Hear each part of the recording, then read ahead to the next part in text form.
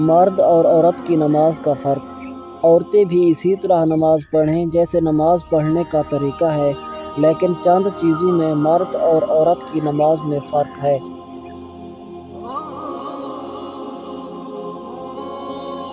تکبیر تحریمہ یعنی اللہ اکبر کے وقت مردوں کو چادر وغیرہ سے ہاتھ نکال کر کانوں تک اٹھانا چاہیے اور عورتوں کو ہر حال میں بغیر ہاتھ نکالے ہوئے کندھوں تک اٹھانا چاہیے۔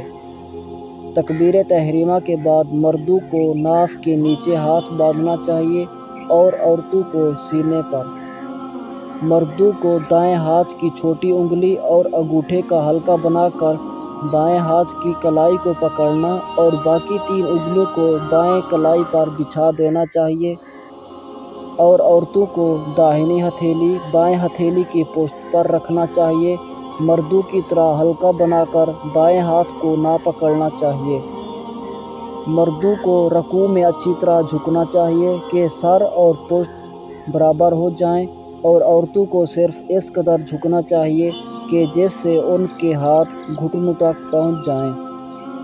مردوں کو رکوع میں انگلیاں کشادہ کر کے گھٹنوں کو پکڑنا چاہیے اور عورتوں کو بغیر کشادہ کیے ہوئے ملا کر رکھنا چاہیے۔ مردوں کو حالت رکوع میں کوہنیاں پہلوؤں سے علیحدہ رکھنی چاہئیں اور عورتوں کو ملی ہوئی رکھنی چاہئیں۔ مردوں کو سجدے میں پیٹ کو رانوں سے اور بازو کو بغل سے جدا رکھنا چاہیے اور عورتوں کو ملا کر رکھنا چاہیے۔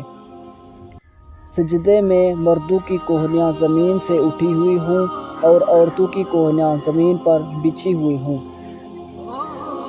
مردوں کو سجدے میں دونوں پاؤں انگلیوں کے بل کھڑے رکھنے چاہئیں، مگر عورتیں دونوں پاؤں داہنی طرف نکال دیں۔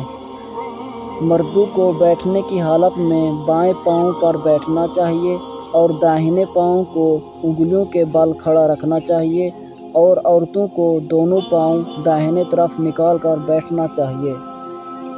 عورتوں کو کسی وقت بلند آواز سے قرأت کرنے کا اختیار نہیں، بلکہ وہ ہر وقت آہستہ آواز سے قرأت کریں، اور مردوں کے لیے بعض حالات میں زور سے قرأت پڑھنا واجب ہے اور بعض حالات میں جائز۔